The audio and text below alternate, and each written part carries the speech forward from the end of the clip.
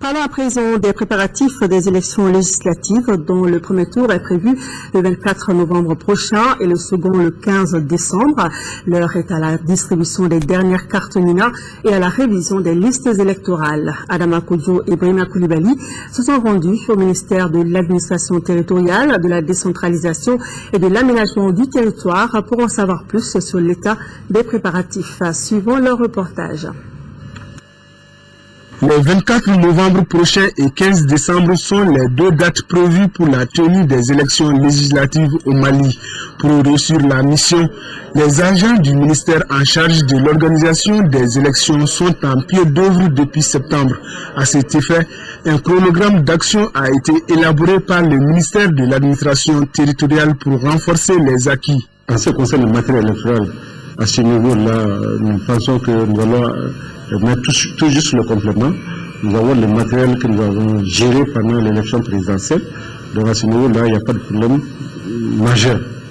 En ce qui concerne la formation des agents électoraux, nous sommes à pied d'œuvre aussi pour préparer, pour faire la mise à niveau des agents électoraux. Pour les électeurs qui souhaitent changer de bureau de vote, l'occasion leur est offerte pour formuler la demande de transfert du 15 au 30 du mois en cours.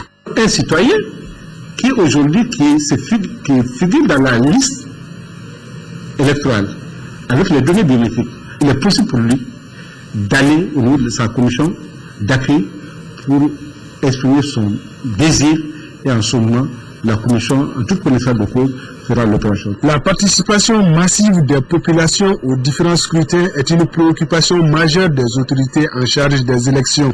C'est pourquoi la distribution des cartes de numéros nos remises se trouvent au niveau du sous-préfet et du gouverneur de Bamako et de l'ambassadeur.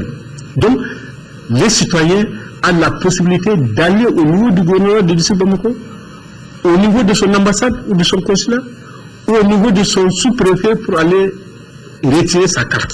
Concernant les dépôts de candidatures pour les législatives dont la date limite est fixée au 10 de ce mois, le ministère n'a pas encore de chiffres. Cependant, l'engouement est au rendez-vous dans la marche pour l'Assemblée nationale. L'instruction a été donnée aux différents représentants de l'État, et surtout les représentants de l'État qui sont au niveau des CEP, puisque les candidats éventuels doivent déposer les candidatures à leur niveau, au niveau de chaque CEP.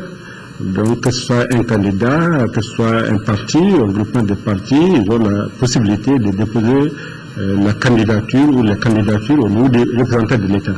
Pour orienter les électeurs qui n'avaient pas d'informations sur leur localité de vote, des commissions administratives ont été mises en place au niveau des communes.